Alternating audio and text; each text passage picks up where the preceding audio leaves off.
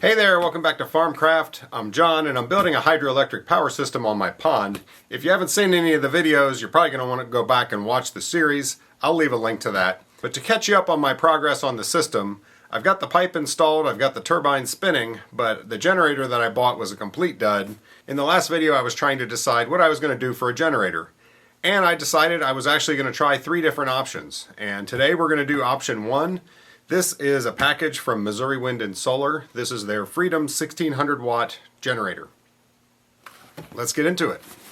All right, I got this generator. I'm guessing it needs to spin in that direction. Yeah, there's just 3 outputs. So we've got a basically delta wound 3-phase stator in there. You can see the magnets there. And you can see the wire size too. So this is 22 gauge wire. I'm betting that is 18.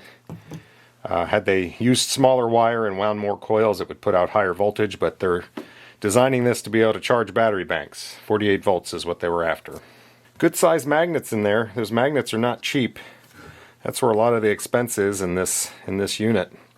Trying to build this yourself and buying those magnets, you're not going to save much money. Alright, I think we ought to bench test this thing. Seems like a well-built unit. It's about twice as wide as the one that was the total dud.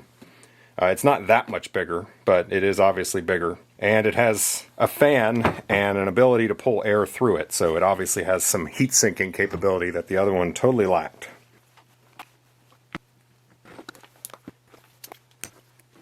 I've got each of the 3 phases hooked to the 3 connections on the bridge rectifier. I've got the DC out, positive minus, and I'm set on DC volts.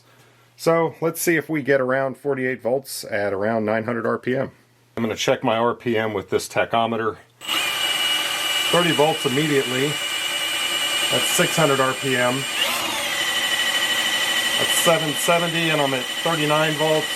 That's 1000 and I'm at 56. So that all fits. 1500 and I'm at 80 volts.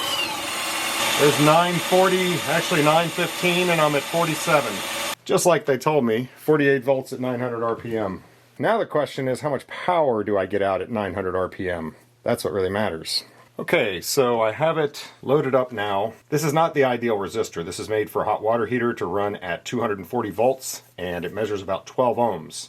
So trying to push 48 volts through it is not going to give me my optimum power output.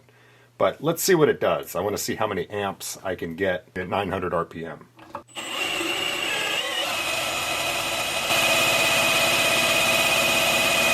So 3.8 amps, 46.7 volts, comes out to about 177 watts. That's not even warm, because that resistor is too big.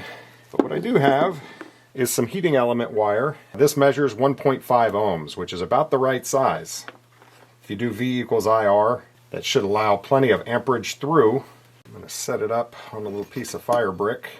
And I think we're probably going to reach the limits of my drill here, because I could definitely feel some resistance in that last run. 750 RPM. Spun at 750 RPM at full power. So tell you what, let me put in a bigger battery. That guy is fully charged. And we'll hit it with everything we got. I don't think it's going to get over 900 RPM.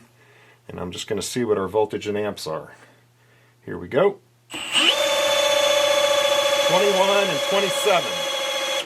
21 amps, 27 volts. So 567 watts. Okay. This is definitely showing promise. This generator checks out. It is performing exactly like I would expect. And this testing is exactly what I should have done with the AliExpress special I got before. As soon as I received it, throw it on the bench, see what you can get out of it. And I'm still waiting on the eBay generator. And when that comes, we're going to do this again. And now would be a good time to mention, I didn't get as much power out with this resistor. I got more out with this resistor. And that's exactly what maximum power point tracking is doing. Inverters and converters and other devices have the ability to change the resistance that they're showing to the generator so that it gets the maximum power point. You can't just hook it up, spin it at a certain RPM and expect to get maximum power. It depends on the load. So they vary the load to find that maximum power point. And I actually need to build a rheostat so that I have a fully infinite variable load for testing these things. Alright, so let's make a rheostat. Now I'm basing this on the rheostat that the guy from Open Source Low Tech made. If you want to go check his video out, it's on his channel. Basically a rheostat is a variable resistor that uses an electrolyte to vary your resistance. So you have two electrodes down in an electrolyte. You vary the position of the electrodes to each other to increase or decrease the resistance. You know, they make big variable resistors. They're expensive, and this is definitely a much more budget-friendly way to go. Now, I got online and I downloaded a cap for this water bottle, and then I added a solid section above so that I have a nice thick area there. So when I drill a hole down through that, it's going to hold the electrodes and keep them vertical so they can't wobble side to side. If I just drill through this little cap here, the electrode would be able to go in at an angle. You'll see what I mean. I really should have done this on the drill press to keep the holes perfectly vertical. I'm using stainless. These are welding electrodes. I'd like for it to be a little bit snug. See, that side's good. I'm going to leave that one alone. Good. You can see they're angled towards each other, but it doesn't really matter actually. So those are actually going to sit in the bottle like that. Now you can't have them touch each other, so I'm going to use some heat shrink to help with that. So I don't have any real long pieces of heat shrink, I'm just using what I've got. And one of them you want to cover pretty much everything except the very tip, and that is the fixed electrode. A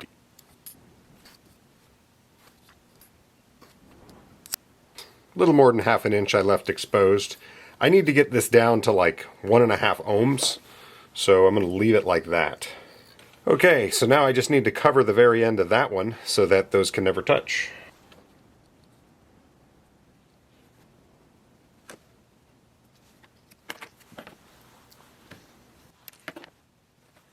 Putting a little piece on the fixed one just to keep it locked in that position. So now washing soda, just sodium bicarbonate. We're going to add it to this, and then we're going to check the resistance and see where we are.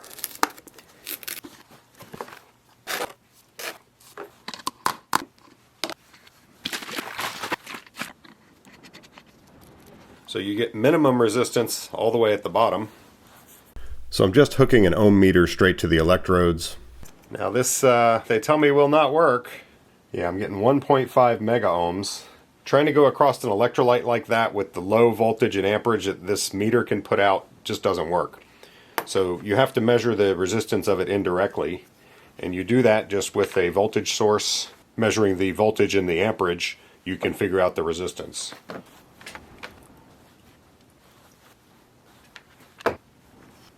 So what I've got here is one of my 18 volt tool batteries. It actually measures 20 volts when it's not under load.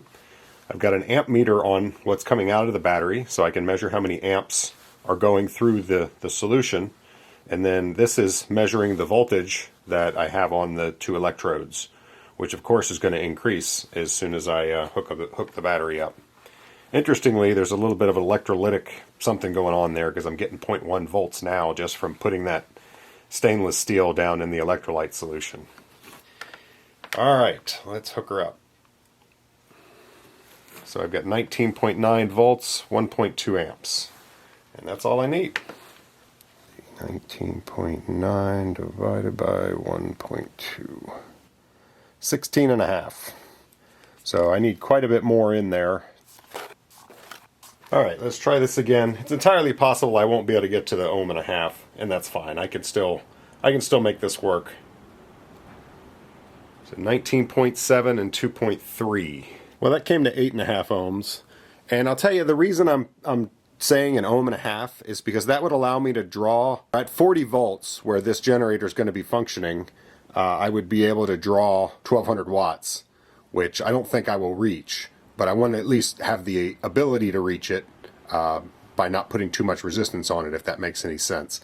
So I kept adding sodium carbonate until the solution was saturated, and I got as low as 5 ohms. Yeah, so I've got the rheostat set up right here. I've got the resistance at minimum. I've got an amp meter on that. We've got the 3-phase into our rectifier, the DC out going to the rheostat, and then I'm just checking the voltage here. So I'm just going to use the drill. We are going to hit it at full power and see what kind of juice we can get out of this thing. And then we're going to change the resistance and we're going to do our power calculations, and you'll see we'll be able to find, hopefully, a maximum power point. So 51 volts, 9.6 amps. That is 489 watts.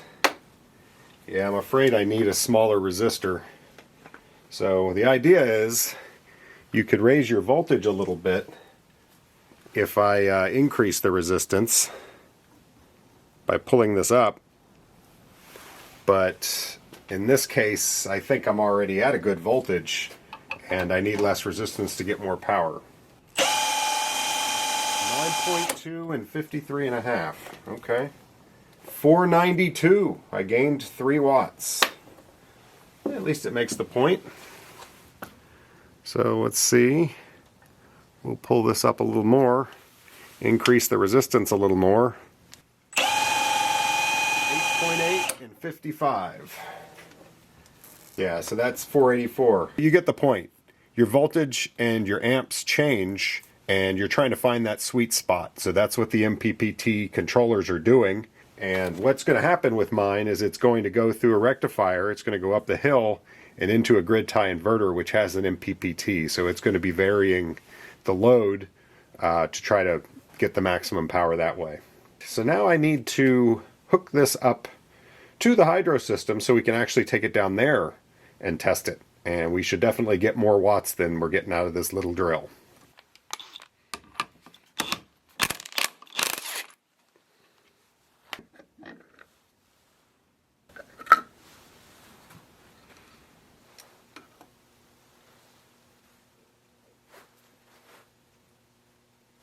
I've done some measuring and measuring the thread pitch and the diameter, and that is an M17 1.25 thread.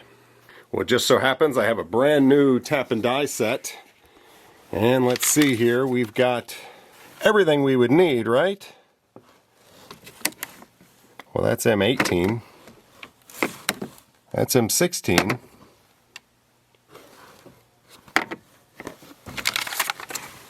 Those are all Imperial. Huh. Well, I've still got my old set. Yeah, it only goes up to 12.5 inch.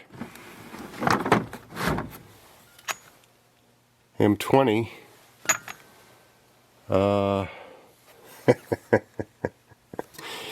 Wouldn't you know it? So this is the Lovejoy coupling that is on the generator, and I need to mount that on there somehow. Threading is the obvious way to do it. I could drill the coupling out with a clearance hole and then use the nut that I already have to hold it on, but then I'd have to deal with a keyway or something like that to keep it from working loose and spinning during operation. I don't have broaches, and even though this is possible, I think threading will be easier. Well, remember that last cheap generator I had? I threaded this to go on there. So close. That's an M16 1.5. I need an M17 1.25.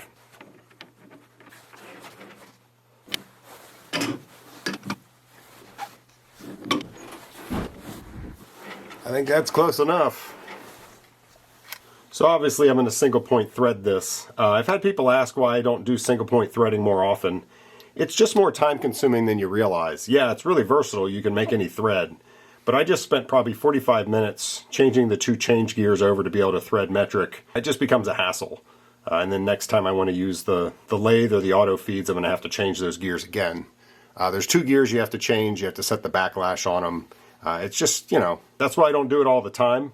But I am going to do it now because I need this thread. This threaded onto that shaft very well. And I'm just measuring the inside diameter. And it comes to 627 thousandths. So that's what we're going to drill that out to.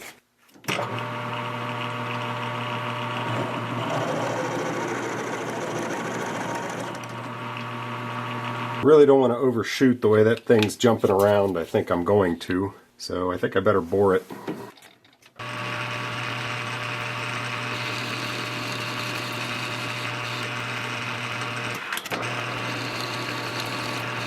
$592.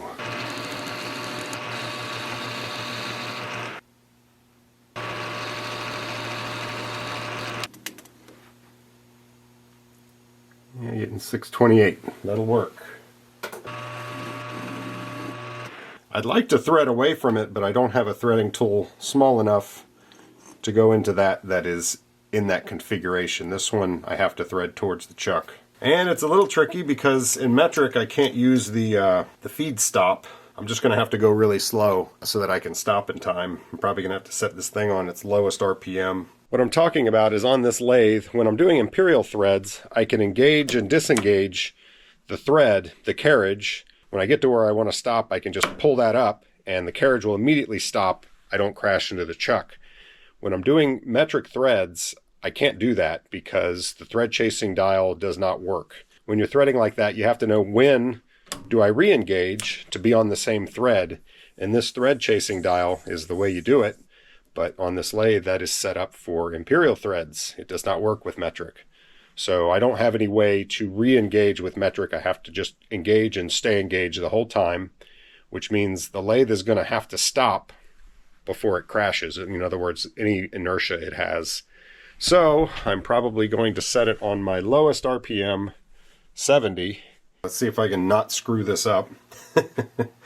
It's funny because I haven't threaded in a while. It's one of those things that, you're always doing rusty, or at least I seem to be.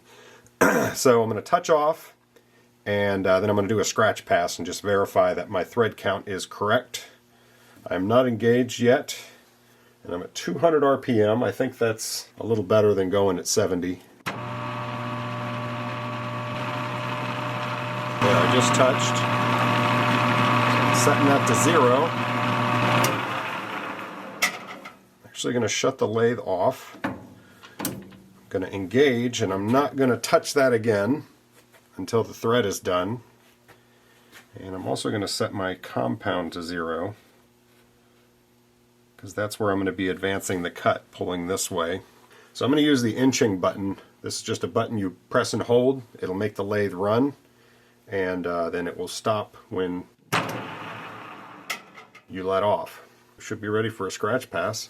I just need to stop before this thing hits.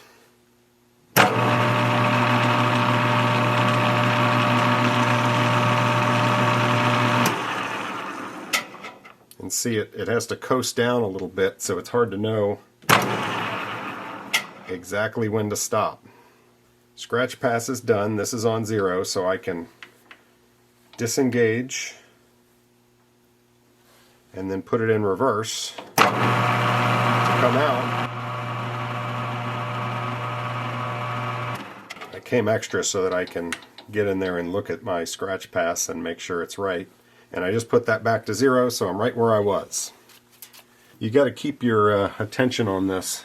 So my scratch pass wasn't quite deep enough for me to see. I'll save you that. I just advanced the cutter just a little bit and did another scratch pass. That looks good. Now, it's just a matter of cutting deep enough. Put a little cutting oil in there, and we're just going to go back and forth until we have a deep enough thread.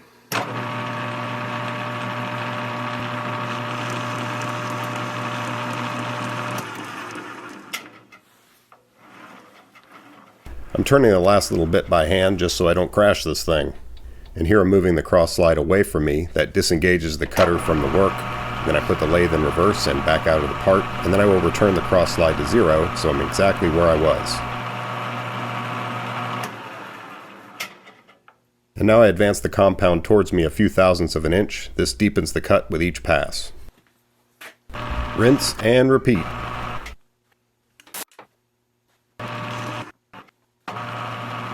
I don't have anything but this generator to check it with, so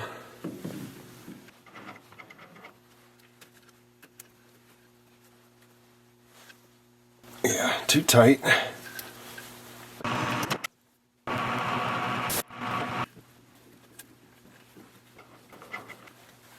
Alright, it's just a little bit tight. Don't.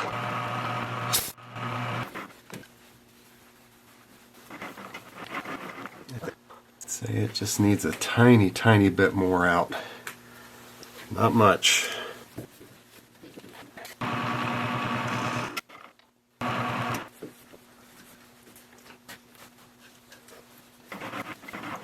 That's good. That's going to go on. That's going to go on. This is going to go on. I just need a spacer of the right length right there.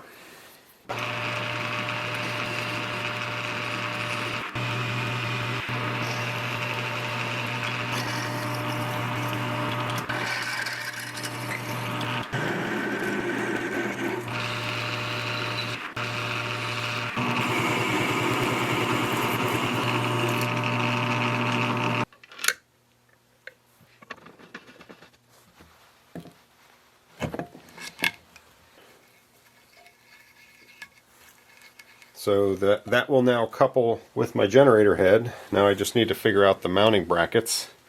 And we'll whip up some brackets to hold it in place. This is the turbine assembly that drives the generator. I built this in a previous video. That's where it needs to go. Now I've got places to bolt it there.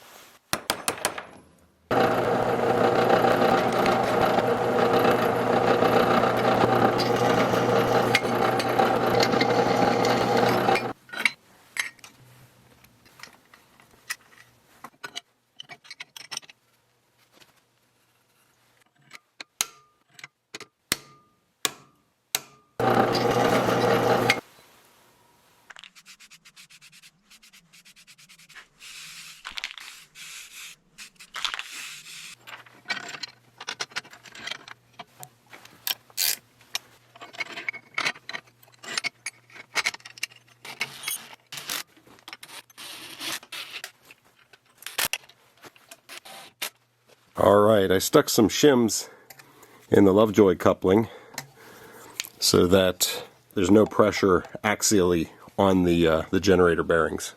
And it looks like it lined up real well. That ought to work.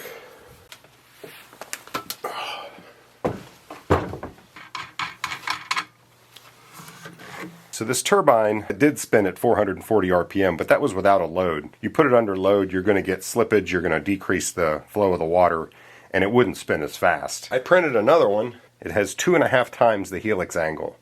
So this one will spin 2.5 times faster than this one.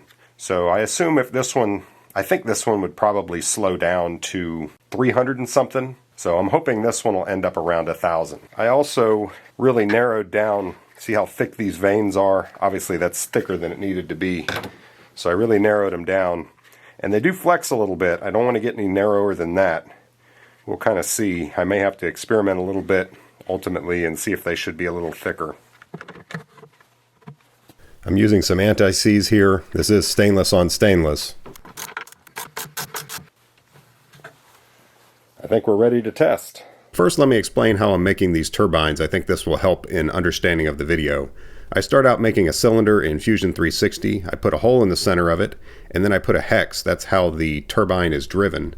Then I make a helix. This isn't part of the final part, but this is what determines the blade pitch. That helix is 6 inches long, and if I do a helix of 1, it will do exactly 1 turn per 6 inches. If I do 0.9, then it only does 0.9 turns, and so forth. I've drawn this shape. That's what's going to be cut out of the cylinder to make one of the blades, and there I've cut it out.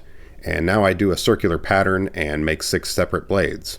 And that's the finished turbine. These could definitely use more refinement for additional efficiency, but that's good enough for testing for now. I'll probably make a more detailed explanation of this in a future video.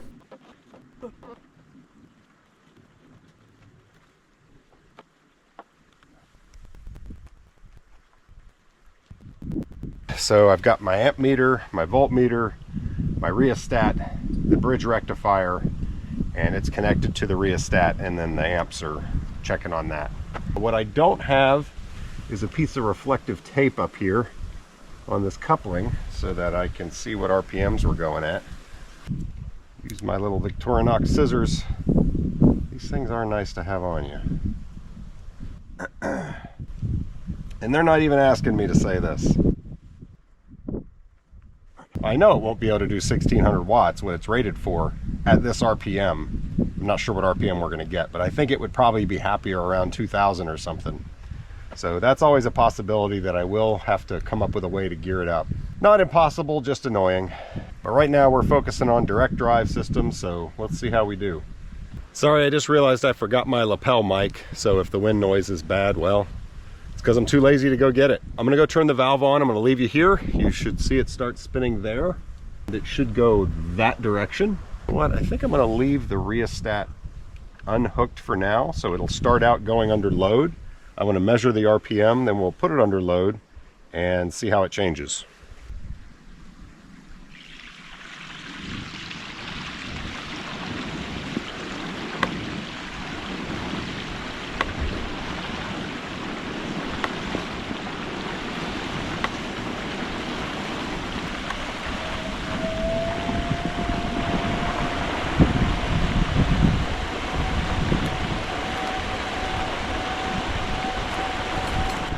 I don't hear any cavitation. I hear kind of a whining noise.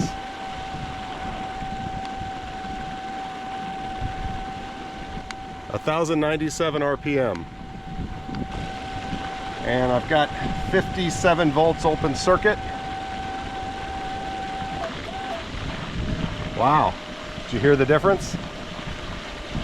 So now it's 37.5 and 6.2 amps. That's not great. And 820 RPM. But it's now 33 volts and 7.4. And so now it's changed a little bit. We're getting like 32.5 and 7.8, 7.9. Imagine the resistance of this is changing as things heat up a little bit. Building up pressure. I believe it is. What could go wrong? It's only hydrogen and oxygen bubbling off of those electrodes. So now I'm at 31 and 8.2. So I'm disconnecting it from the generator. Yeah, that thing was building up pressure. I'm going to keep that cap loose just to avoid that. I'm getting 38 and 5.9. So the voltage came back up. When it was building up pressure, the voltage was dropping and the amperage was climbing. Not quite sure how to explain that. But I can tell you, this is not the watts I was hoping for. It's going at 870 RPM. Yeah, now this thing has stabilized. I think it building up pressure was actually fighting it, because it's given me 38.5 and 5.8. So I'm pulling the adjustable electrode out, which separates the two electrodes. This should increase the resistance and would cause the voltage to climb and the amperage to fall, but the exact opposite happens. So now I'm at 34.5 and 7. Not sure what's going on with this rheostat. Going up more hardly changed it. I pull that electrode out and end up pulling it out all the way, and it really doesn't make any more difference at this point. Call that 36.8 and 6.4. So you can see my voltage there. That's more like 36.5, I would say. And then 6.4, 6.5. And you can see the rheostat bubbling there. And this thing's definitely gotten warmer. And 855.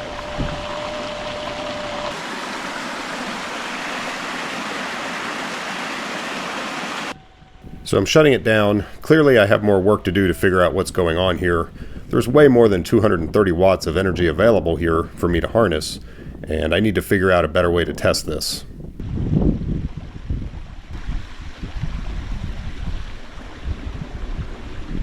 So I've been messing around on the bench and I'm getting higher output now, even at the same RPM. And I've realized the problem is my load.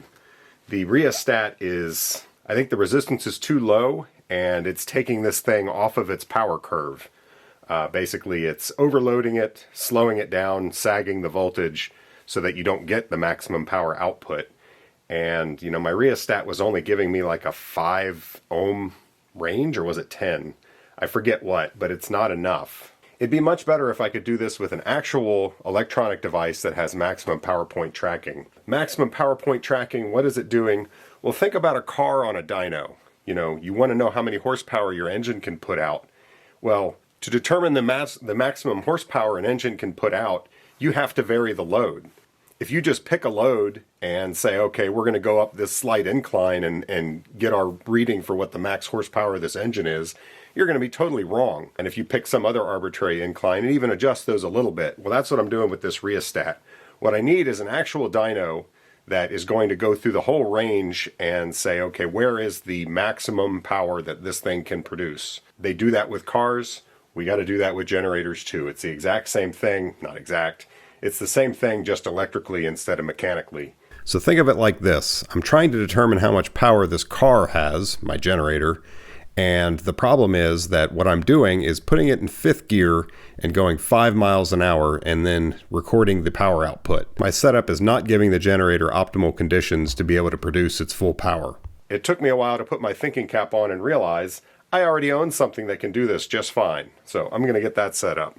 So some of you may recognize this. This is an inverter I've had for a while that hooks to my golf cart and allows me to get 240 volt power out. Well, this thing is a hybrid inverter. It's made so that you can put solar panels to it, or really any DC power source to it, and it will then charge those batteries. This has an MPPT in it. This has a maximum power point tracker, and if I hook into the PV input, which is those wires right there, basically if I put my DC power to this, this will charge the batteries on the cart as efficiently as possible. So this should give me a much more accurate idea of what the generator is capable of putting out than the rheostat. All I have to do is just make sure there's enough room in the batteries to take the charge that this is putting out. You know, these batteries right now, they look like they're 59% charged, 60%. That should be fine. There's several kilowatt hours of storage in this cart, so plenty of room for quick tests. There is a problem though. I don't know if you guys are going to be able to see it, but the PV input voltage range is 120 to 450 volts. So my generator is putting out about 50 volts. And if the voltage is too low, this thing is not going to be able to track the power point. So what's the solution to that? Ow! So what's the solution to that? This 3-phase transformer, I already bought this for this generator because it's only going to be putting out around 50 volts. I need to up the voltage to do the transmission up to my shop. So this is perfect. I can just transform it right down there at the generator, get it up to 150 volts, and then feed it into this guy. So we have everything we need. I didn't even have to buy anything new. Transformers are heavy, by the way. What a mess. It's not as bad as it looks. All right, here's the setup. I spent some time doing some wire connections so that this is a little safer, but we've got our 3-phase out of the generator, goes into this wire. It comes around and goes into the 70 volt side of the 3-phase transformer. This transformer steps it up 3 times the voltage. 70 volts in, and you've got different options, but 220 volt out is what I'm doing. This is designed for 70. I'm not putting in 70. I'm going to be putting in more like 50. So 50 volts in, 150 volts out, and then that 3-phase will then go to the rectifier, get rectified into DC, and then the DC is going to go into the inverter.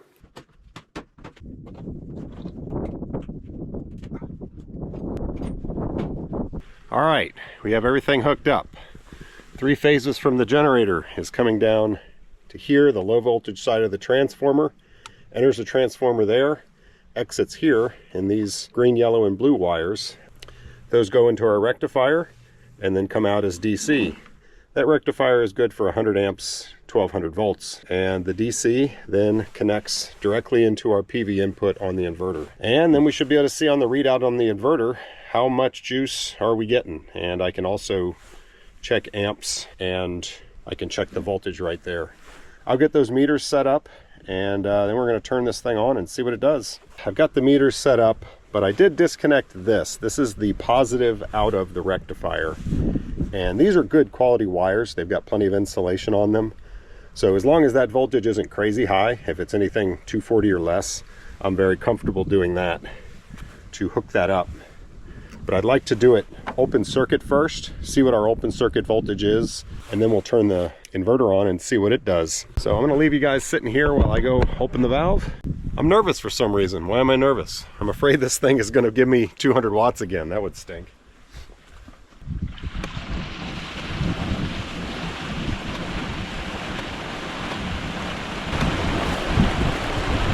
Let's see what our RPMs are. 1040 right now. I thought it was 1100 yesterday.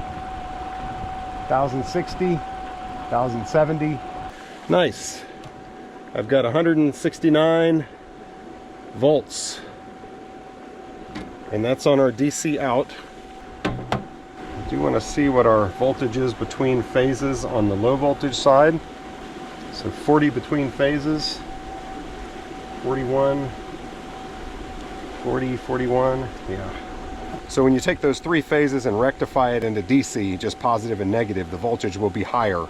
So that 41 volts would equate to about 56 open circuit if you rectified it. But we aren't rectifying it, we're stepping it up to this, which is 124. Yep. 124 volts between phases. And yeah, that really shows you right there, because I've got 124 volts here, but right on the other side of the rectifier I've got 170. So okay, we are ready. Go ahead and turn our inverter on, and we will be sending that power to the inverter, which is now 200 volts. Isn't that interesting? Why did it change? I'm getting about 1080 on the RPM. It went up a tiny bit. Seems like a big voltage increase for that.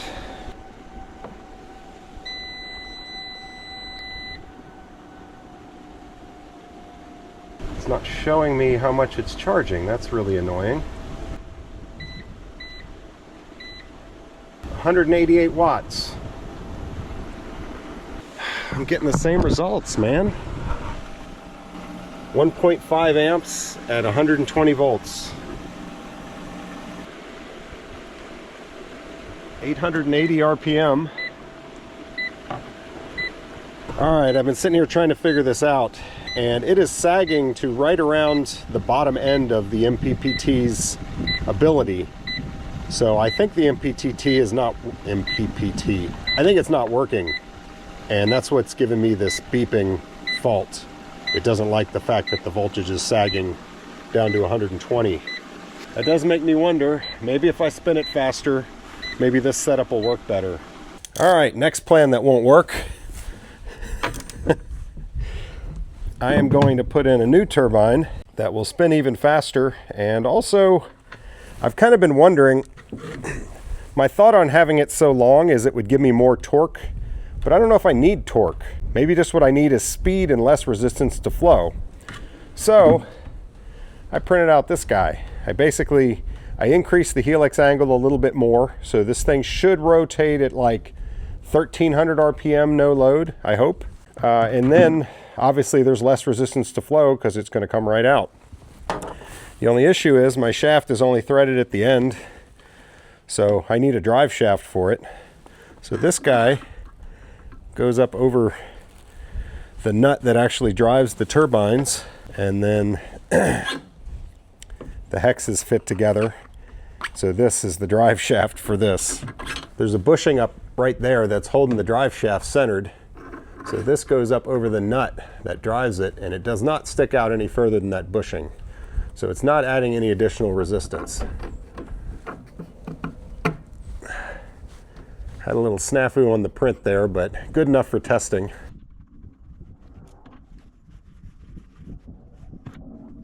All right, here we are again. It's getting dark, so I'm going to do this quick. Okay, valve is open. Yeah, it's going faster. I've got 1,270, 80, 90, 1,300. 1,300 RPM, and we are getting 207 volts. Turn it on and see what happens here. This thing puts some voltage into the PV input, which maybe that's not unusual, but if I have either wire connected, this will increase. But 205 volts is our open circuit. See, now I just have the negative connected, and we jumped up to 230, and now we're going to hook up the positive.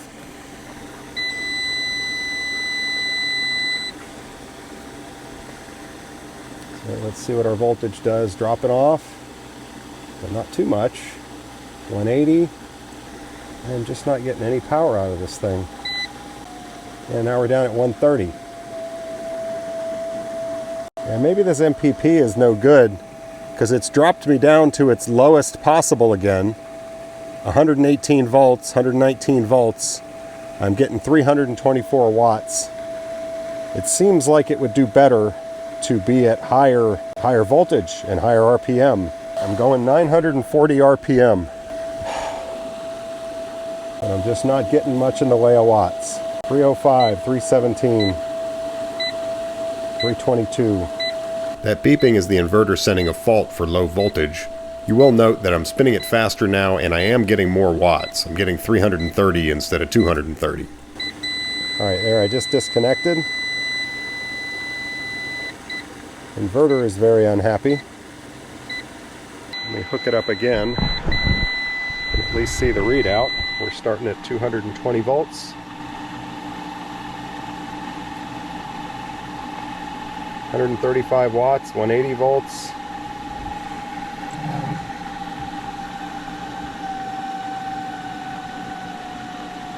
140 volts, 273, 350.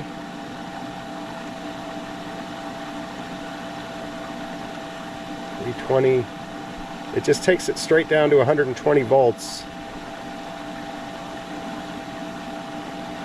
It seems to me like the thing needs to spin faster. And I've measured the RPM. Yeah, I just checked it again, 950 RPM, 120 volts, and around 300 to 320 watts. Pretty disappointing. I do think we should be able to get more out of it than that. A lot more than that. So I just redid the Rheostat solution. I put far less in there. At minimum resistance, I'm getting 9 ohms, and at maximum resistance, I'm getting 66. That's a pretty broad range, so I'm definitely going to try this again. I also drilled a tiny little hole in it, so I don't have to worry about it building up pressure again.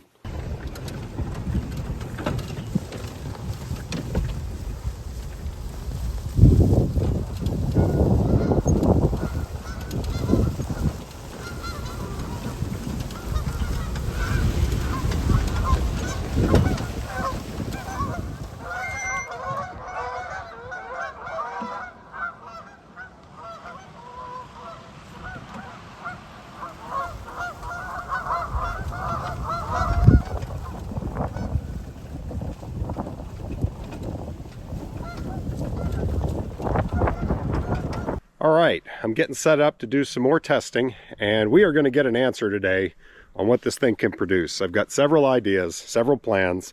First of all, I've put a higher pitch turbine in there. That one's never been used. I just sanded it to smooth it. So that should spin it faster, get my voltage up. So we're going to do exactly the same thing we did last time with that inverter and see if I can't keep the voltage high enough for it to actually find the maximum power point. If that doesn't work, I have another turbine that'll go even faster. We may try that. I'll probably try all this if I have time. The other thing is I realized that this power pack here has a DC input, and it's good up to 60 volts. So I could do it without the transformer and We'll see how that does. And I'm also going to try this new and hopefully improved rheostat. So yeah, several things that we're going to try here. But first, let me throw that on. We're going to do the exact same test we did before, except with a faster turbine. We'll see how fast we can spin and see what voltage we get.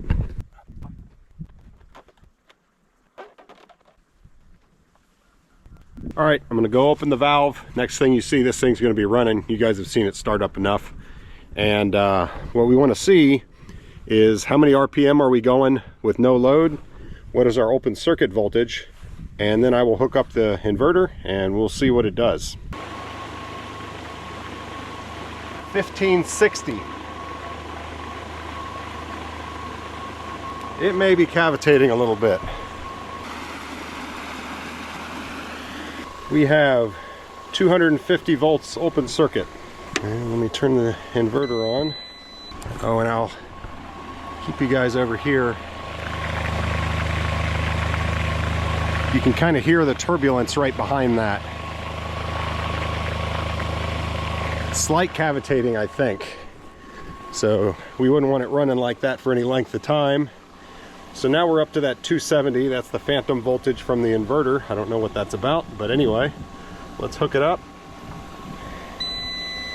And let's see what we do. So our voltage is starting at 260.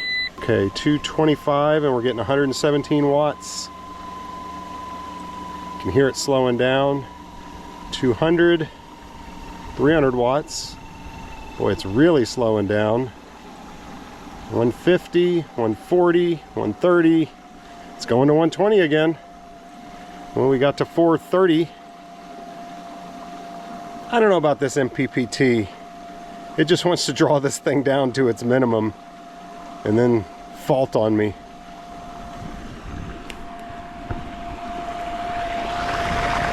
I still hear a lot of turbulence there.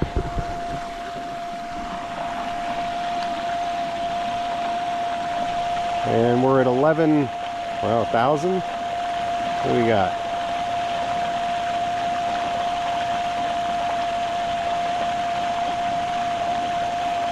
Yeah, right around 1,000, just under.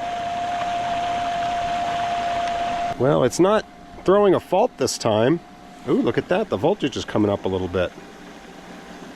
Is this thing actually gonna latch on and find maximum power? It's holding it like 400.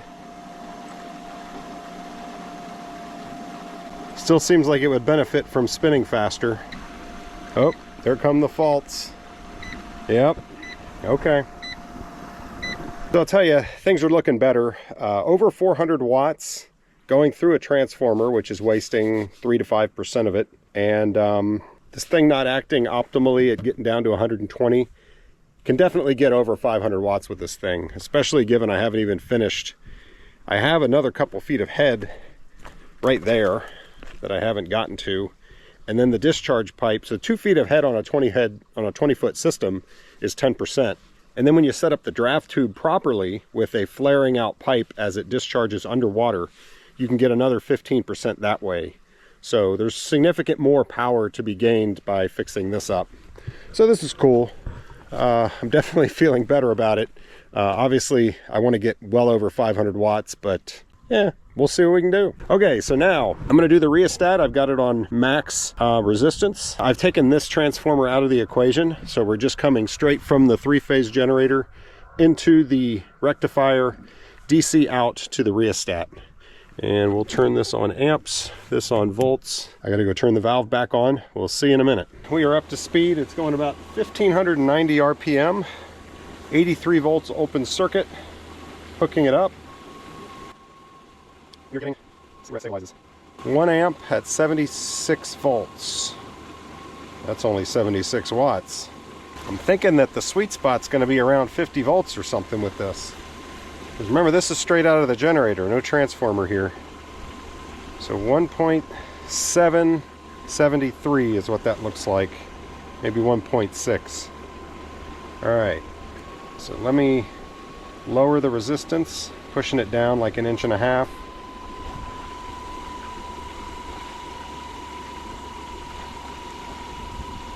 So now we've got 66 and 3.6. That is Still not great. Alright, let's lower a little more. 64 and 4.1.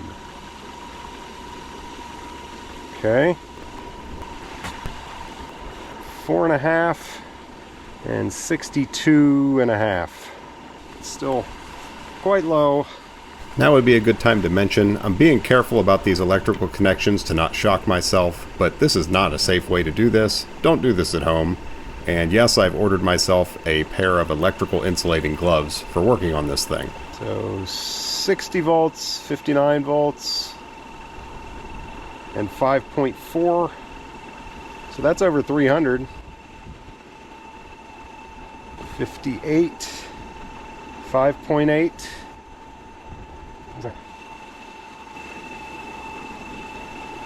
So I pushed the electrode down the last little bit, but the voltage actually went up, which means the resistance went up a little bit. Yeah, see, so I'm at minimum resistance now, and that's as low as the voltage is going. Yeah, doesn't it feel like if I could keep going, then the power would go up more? But that's as much as I can do with this rheostat. But at least we got to see that the rheostat works. I mean, the MPPT on the inverter was able to get to 400 watts here, but you know, it's pretty close. And I think if the resistance was a little bit lower, it actually would have gotten close to that 400 watts.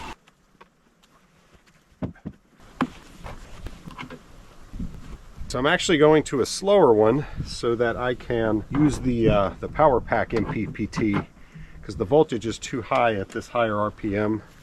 So we're going to slow down a little bit, get the voltage where we need it, and then try that other one. See how much juice it gets out of it. So pretty simple. We're coming out of the generator, straight into the rectifier. The rectifier is going to come over here. I'll hook up into the DC input for this power pack, which is at 63% charge. It's 3.6 kilowatt hours in there, so there's plenty of juice for it to charge. 1290 RIPMs. Open circuit voltage is 66, 67. This thing says up to 60, so hopefully it won't complain about that. And we'll hook this up. It's acting like it doesn't even see anything. Huh. Just had the wires hooked up backwards. Obviously it didn't like that. So I've got this thing, it's going wide open, it's going 1060 RPM. And I'm getting 260 watts. Man, this is disappointing. I'm running at 46 volts. 5.6 amps. Yep. 260, 270 watts. Ooh, 278. 289. I'm gonna let it sit here and run for a while, see if that MPPT can squeeze any more out of it. Yeah, we're up to 274. I guess it's doing something. Ooh, 300. So I've been watching this thing for a while, and the voltage is steadily dropping, but the output, well, actually it's gone down a little bit now. I guess it's hunting through things, but it was doing 320 to 330 pretty regularly for a while when the voltage was more like 34. But yeah, I mean, I think, there you go, 326, 330 is about it. And this is the exact same result I got with this turbine on the other inverter MPP system. So the two MPPTs agree with each other. Try saying that 3 times fast. And I really do tend to think what I'm doing here, direct drive, is probably limiting me at this point. I've been not wanting to do a belt and pulleys because you lose energy in that, and it just complicates things. Putting this thing together, then I have to mount this over here and run a tensioner somehow to do the belt.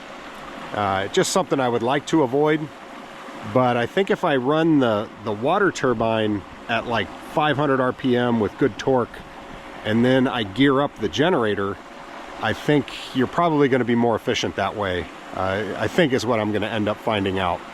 We're not done yet. I have a turbine that's supposed to spin even faster And even though it might cavitate a little bit, I want to see if I spin this thing as fast as I dare, what kind of power I can get out. So I need to take that apart again, change out the turbine, and we're going to go back to the other inverter, because this will only take 60 incoming volts.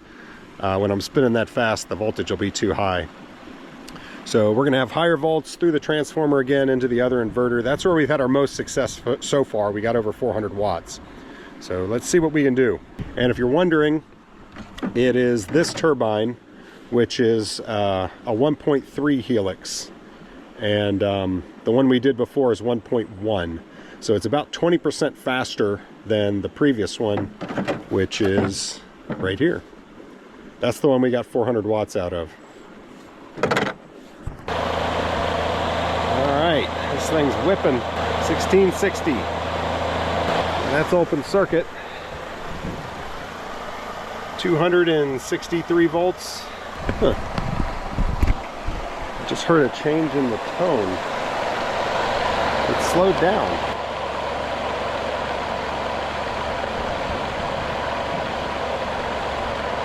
I wonder if my turbine broke. Or maybe there was just some air in there.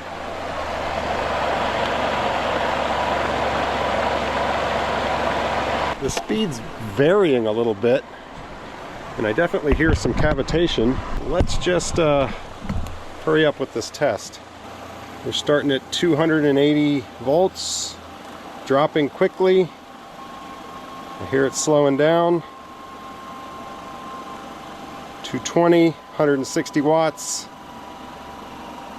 200, 200 watts. 180, 160. 150, 211. Hey, it didn't go to 120 right away. Still not getting much out of it though.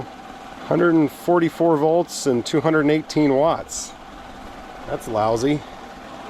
It's interesting, I'm getting less watts than I got on the other one. Yeah, so this is holding on the volts, but the watts are quite a bit worse. That's interesting. There are so many variables here. It is going to be really time consuming to narrow everything down to what's the absolute best.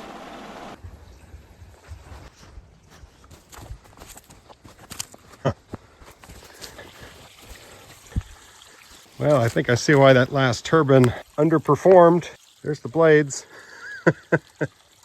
Won't work like that. Yeah, there's more over there. There's your problem, lady. I think we're just a little too flat there. The water's hitting those and not making rotation. It's just too much force that way. That's impressive it broke those off. It also makes me wonder if it's breaking these off. Man, I can't believe it broke that off. It takes a lot of force to break that. Then what is it doing to these? I guess these are allowing the water through easier, but is it also deflecting them down so that a bunch of water is bypassing the turbine? Now that I'm editing this, I'm actually more suspicious that it broke from the high RPM. I never even loaded this thing up, so there shouldn't have been that much force on the blades. It was just spinning at over 1600 RPM. You can probably see where this is going. I'm going to gear this thing up. This should be about 2.5 to 1. If the turbine is spinning at 500 RPM, this would be spinning at about 1250. So if I take it up to 600 or 700, I mean, this thing's going to be really whipping.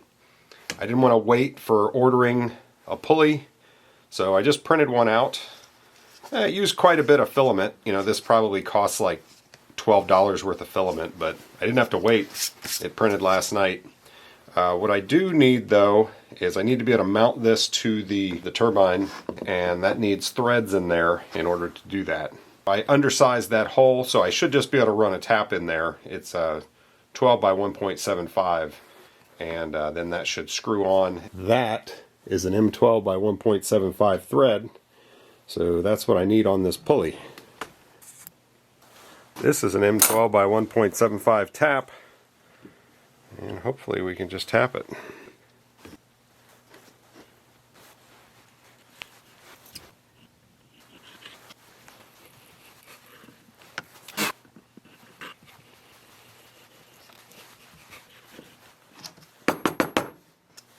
Yeah, I think that's going to be far enough. Yeah, that's actually better than I thought it was going to be. There's a slight wobble to it, but not much. That's going to work. Now, how am I going to drive it? Well, I've got a bunch of O-ring material here, and you can just glue this stuff with super glue. But I actually have some glue in an O-ring kit that's made for gluing O-rings. And just a little bit of tension is all it needs, and then it won't slip. It's quite a bit of force to make that slip.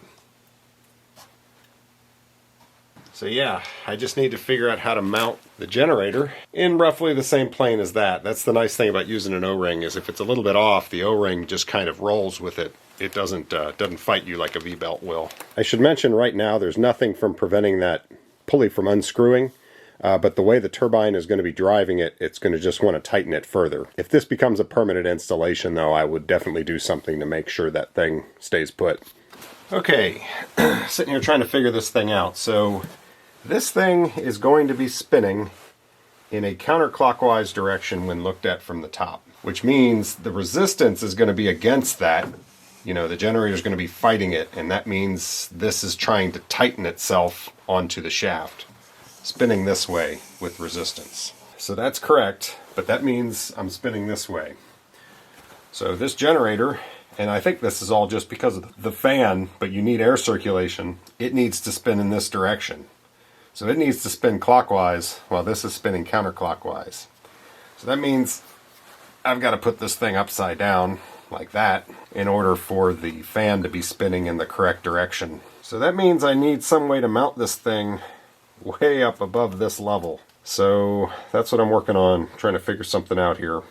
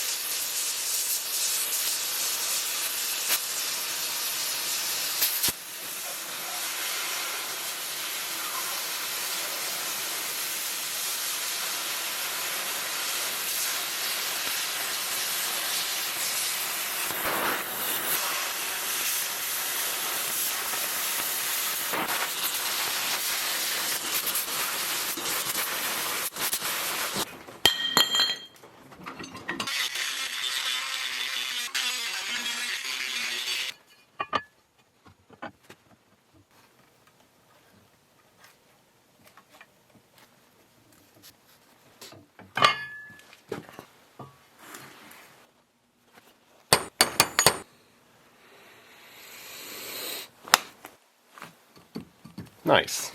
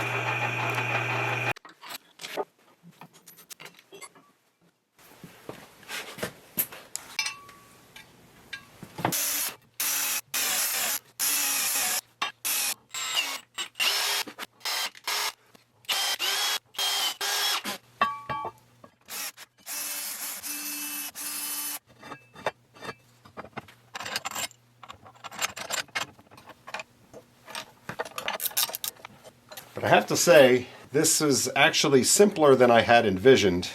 I was thinking I was going to need to attach the generator to the fence posts that I have down there that are supporting the pipe. which was going to complicate things, make it hard to align the pulleys. This is definitely doable. So I was thinking about my belt to drive it, and rather than doing the O-ring, I was going to do this linked V-belt. And this will definitely work, but these do have a lot of moving parts in them that end up making friction, and so they're slightly less efficient than a regular V-belt. And this was on one of my table saws. I don't remember exactly why I changed it, but it's about the right size. So let me see if I can get that on there. I might cove that out a little bit, because there's not room to get this on there, just barely. On both sides, I just need a little bit. And I'm going to have to take those off anyway.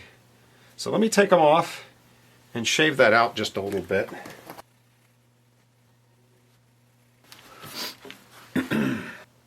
Be right back. Yeah, so I just took that out with a chisel and then a rotary rasp on the drill press.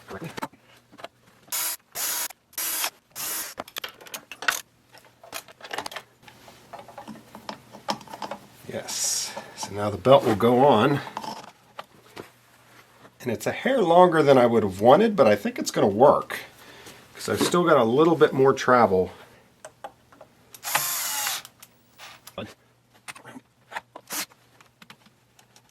Now that I have it together, I want to see what the ratio is exactly.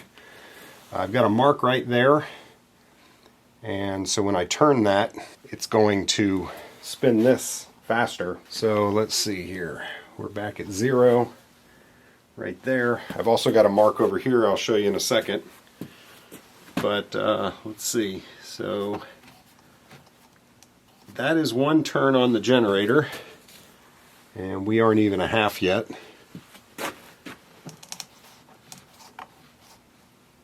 Two turns. And we're there. So let me get that. So that's 1 full turn on the turbine. And the generator is right here.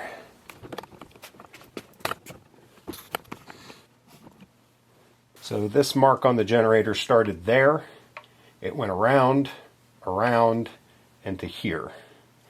So, you know, that would be 2.5 to 1. So this is like, as close as I can tell, it's 2 2/3, or about 2.7 to 1. All right, the turbine I have in there is a 0.89, and I think that ran at around 700. Let's see if I can manage to get this thing on here with it all together. It's quite a bit heavier than it has been in the past, and it was never that easy, but maybe it won't be too bad.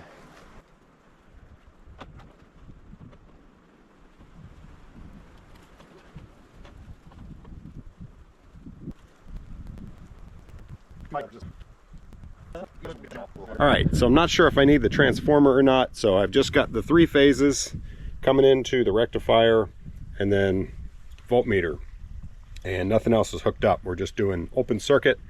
I'm going to check the RPM.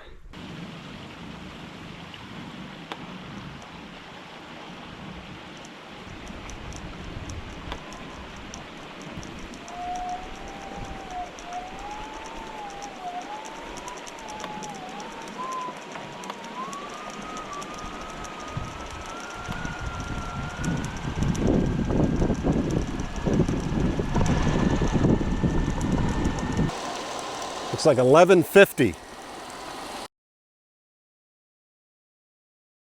So this is open circuit and it's spinning at 1150 RPM.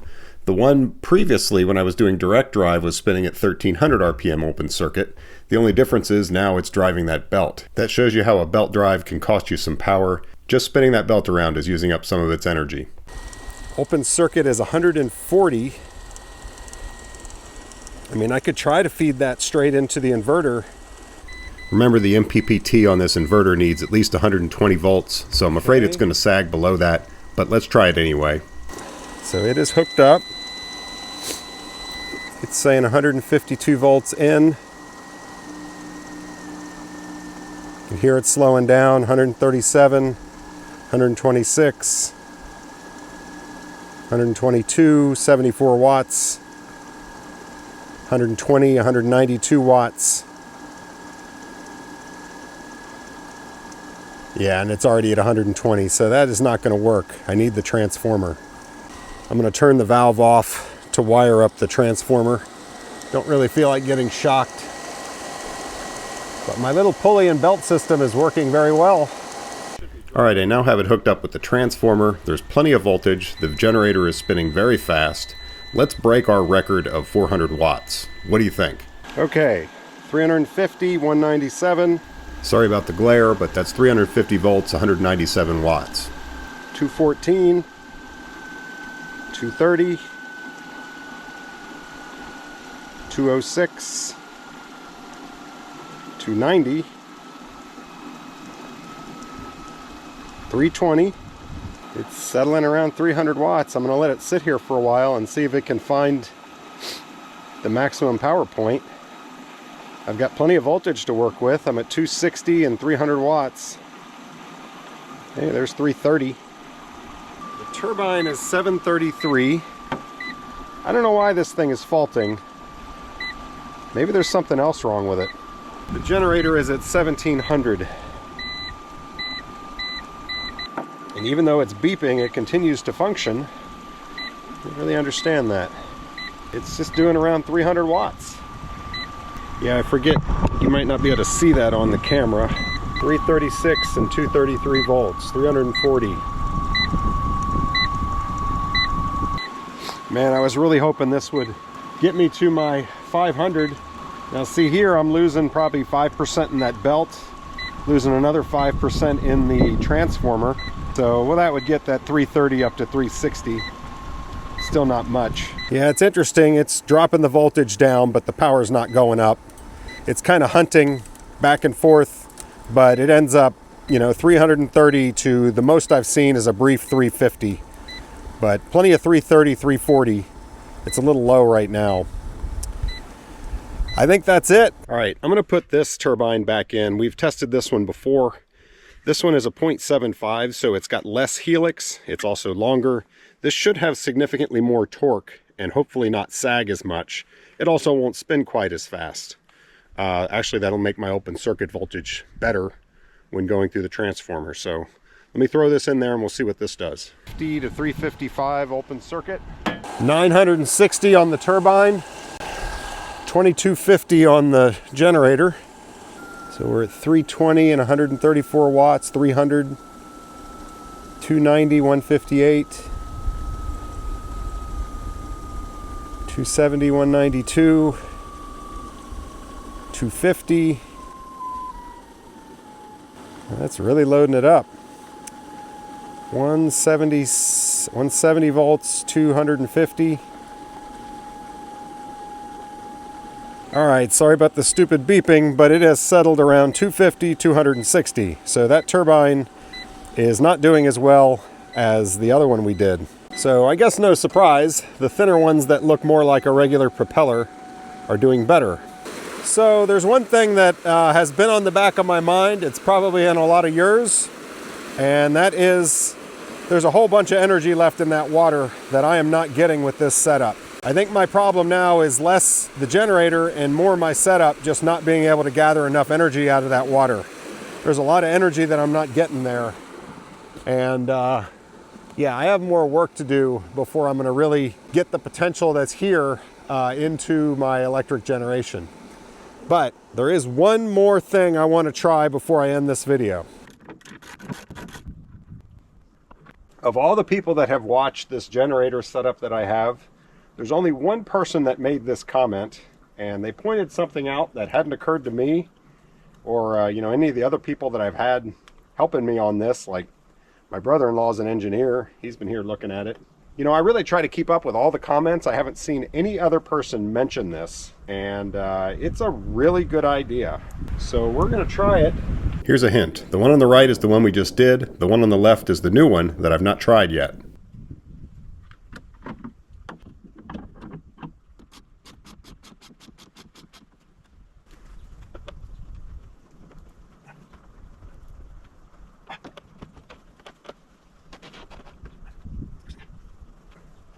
Well, that doesn't look quite right.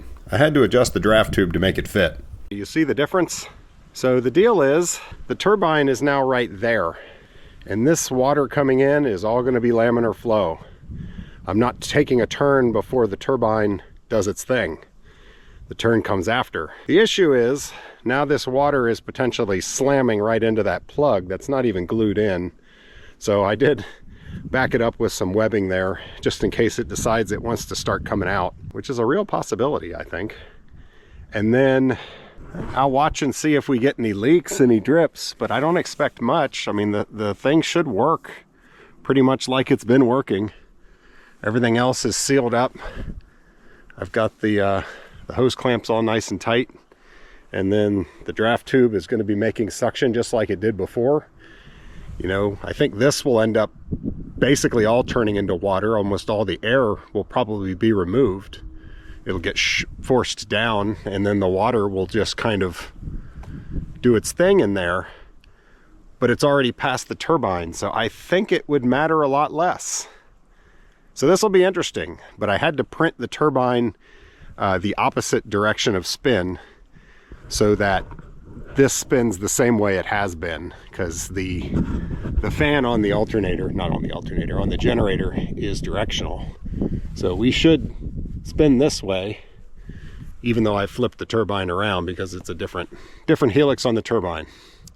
All right, let me get the wires hooked up real quick and we'll bring you back.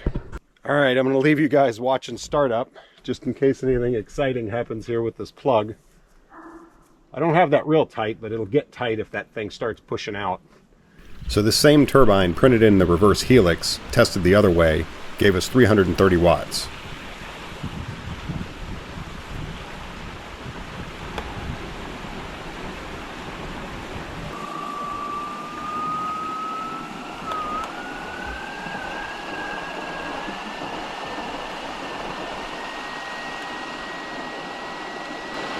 $2,700, 1220. Open circuit voltage. Wow, this thing's running better like this for sure, because I stepped down the voltage. It should be 20 volts less, but I'm getting 420 open circuit. We are hooked up, starting at 380, 100 watts, 370, 120, 350, 188, 335, 220, 282, 402, 371.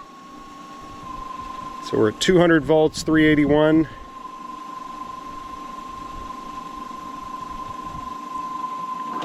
190 volts, 370.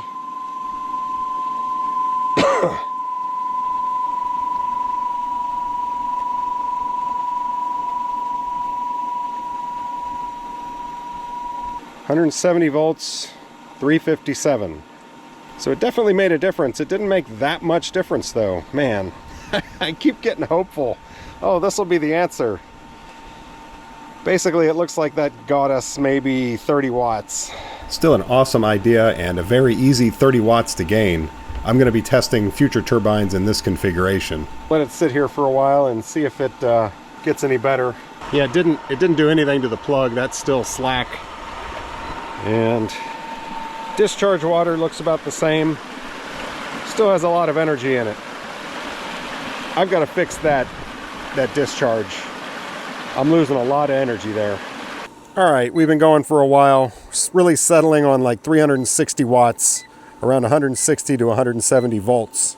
With the belt and with the transformer, you could add 10% to that, so we're getting 400 watts at the turbine, I think. And we're probably losing 200 or 300 watts at least, I would think, in that discharge, I hope. Let me point out this is a 0.9 helix turbine that's running through the belt. The best results we got was with a direct drive turbine at a 1.1 helix. Obviously, I need to check the 1.1 helix in this new turbine configuration. Maybe that would do even a little better. Why am I not testing that right now? Because I don't have that turbine printed out yet, and each print takes about 8 hours. There's a lot more work and a lot more testing that I'm going to need to do to find the optimal setup for this system. Listen to this turbine when I turn this thing off.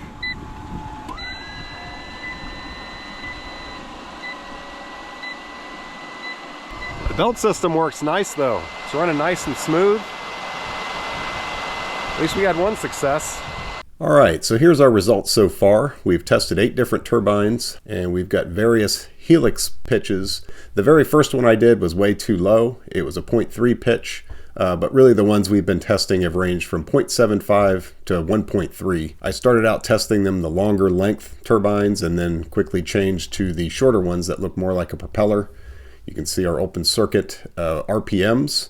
And they're in various configurations. You can see here direct drive versus belt drive, and also recorded the RPM under load and how much power they're all putting out. Was the transformer used or not? Is it a belt drive? And where was the turbine? Was it after the bend in the Y or was it before the bend? We've only done one of those. So the highest results we've had so far are a direct drive, and it was the 1.1 helix, and we were able to get 410 watts. We were using the transformer, but no belt. The second closest was a 0.9 helix, and it was with the turbine before the bend, and that got 360 watts. One interesting thing that you can see on this table, I've got 3 turbines that are basically a 0.9.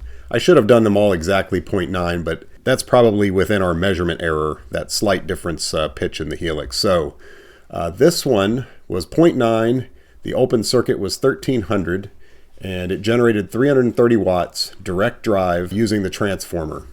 This one was 0.9.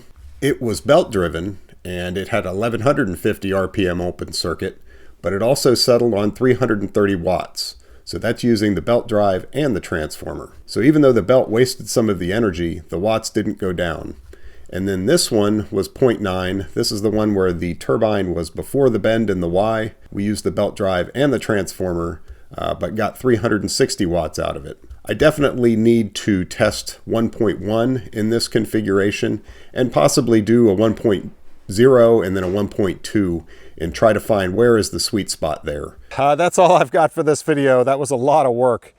You probably don't realize just how much work just testing a new idea is, and ideas are limitless. You know, maybe I do a different turbine this way, or change the shape. Maybe I do 3 blades, 5, 4.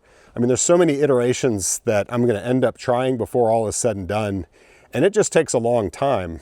If anyone's watching and thinking, come on, get on with it, just realize it takes many, many hours just to try something new. And like making that belt system, you wouldn't think it would take that long, but I probably spent a day and a half on that, just making the belts work. I had to model that pulley, print it out, come up with the design and everything. It might have taken me 2 days. I don't know. Anyway, I'm having a lot of fun. I hope you guys are learning stuff. This is really interesting to me. A lot of people have reached out and offered to help, including people from Missouri Wind and Solar. I think they are a good company. I think that's a good generator. I think my system's just not able to pull enough out of it. Is it the ideal generator for this setup? I'm not sure. Just because the voltage is low, I kind of wish it was a higher voltage unit.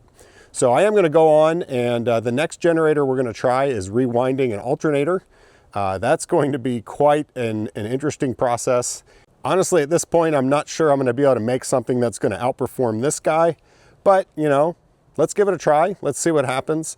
I know I'm going to learn a lot. I've always wanted to do windings, and I've never done it. So now's the time. All right, guys, enough yakking. Thanks for watching. We'll see you on the next one. Oh, one more thing. Let me add that this is the easiest belt I've ever had to put on in tension. Why can't they make them like this?